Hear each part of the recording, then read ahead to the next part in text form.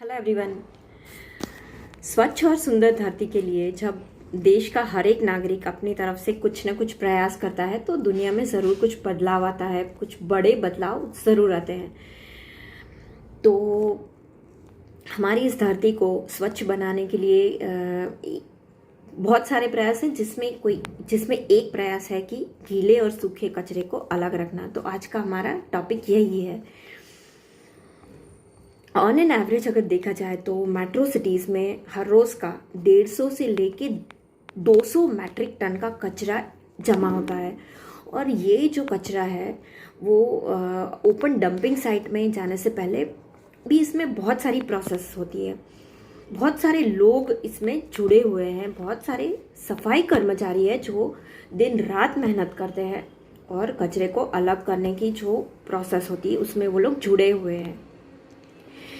बहुत सारे collection points होते हैं और ये जो पूरी प्रोसेस है वो बहुत टाइम कंज्यूमिंग है और इसमें काफ़ी सारा मैन पावर चाहिए।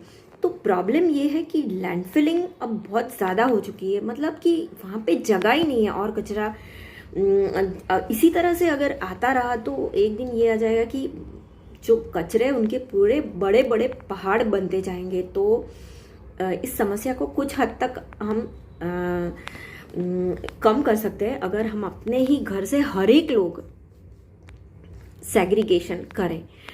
तो यहाँ पे एक फ्लो चार्ट है जिसके ज़रिए आसानी से हम समझ सकते हैं कि कौन सा कचरा कहाँ जाएगा और कुछ एग्जांपल्स है। ये है वो फ्लो चार्ट जिसमें हम कचरे को 2 भाग में डिवाइड कर सकते हैं। वेट एंड ड्राई वेस्ट, गीला कचरा जिसमें आता है कि हमारे किचन का जो भी कचरा है वो, और गार्डन वेस्ट, सूखे पत्ते वगैरह, धूल मिट्टी वगैरह, वो हर रोज़ जो म्यूनसिपैलिटी की जो स्वच्छता वैन आती है उसमें हमें दे देना चाहिए। उसको वो ज़मीन में अच्छी तरह से डिकम्पोज हो सकता है अगर उसको दिया गया तो।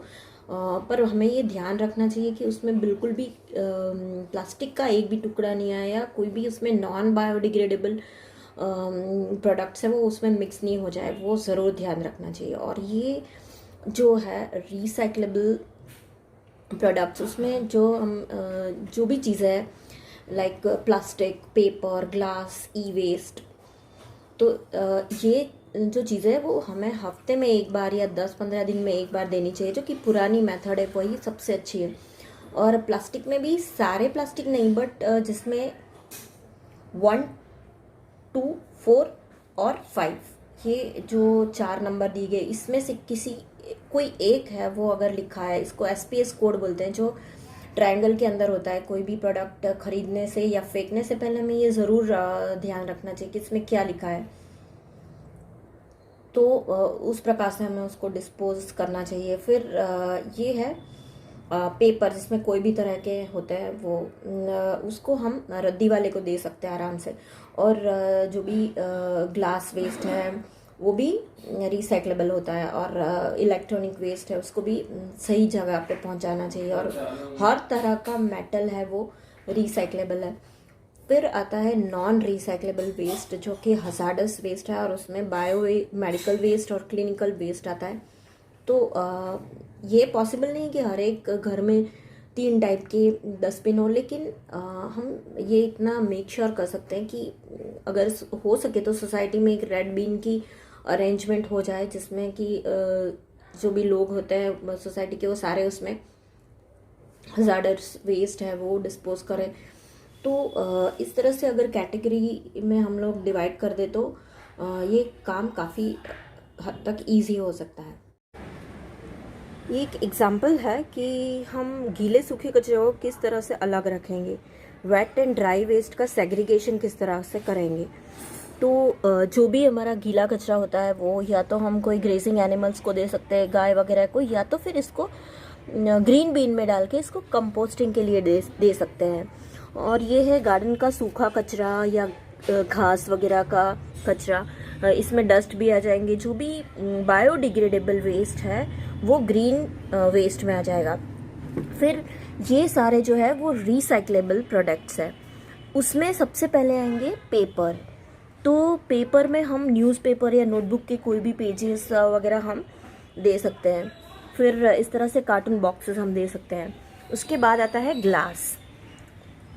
देन जो भी प्लास्टिक वेस्ट होता है, लेकिन उसमें भी कैटेगराइज्ड है, जिसमें भी अगर आप पीछे एक जो नंबर लिखा होता है, कोड होता है, स्पेस कोड, तो उसमें अगर आप देखें तो अगर 1, 2, 4 एंड 5 अगर जिसमें लिखा होता है वही रिसाइक्लेबल होता है। इसको ट्रायंगल को आपको देखना है।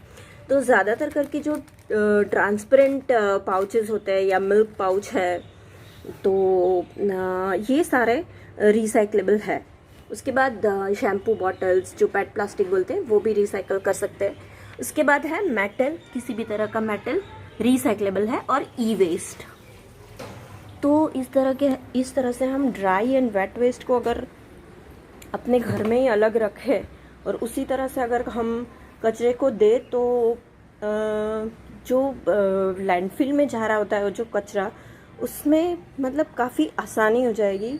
तो ये हम सब कर सकते हैं और हमें करना चाहिए। हर एक को ये कदम उठाना ही चाहिए कि अपना घर का जो वेस्ट है उसको अलग ही रख